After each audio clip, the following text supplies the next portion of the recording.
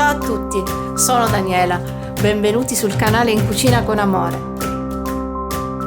Oggi prepariamo insieme il gelo di limone, dolce al cucchiaio tipico della tradizione siciliana, freschissimo e leggero, si realizza senza latte e senza burro ed è perfetto per chiudere un pasto in freschezza. Il gelo di limone fa parte della famiglia dei geli siciliani, dei budini senza latte realizzati con il succo della sola frutta fresca e si prepara con soli 4 ingredienti ed in pochissimo tempo.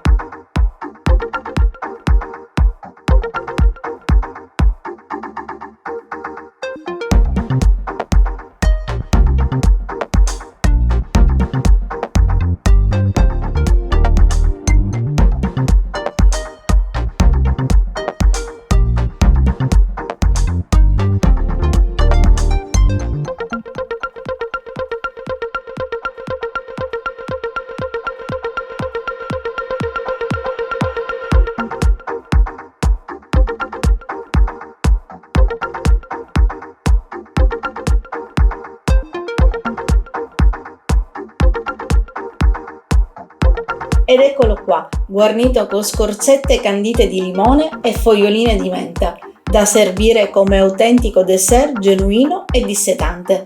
Buonissimo, dalla consistenza leggera e deliziosamente rinfrescante. Provatelo anche voi!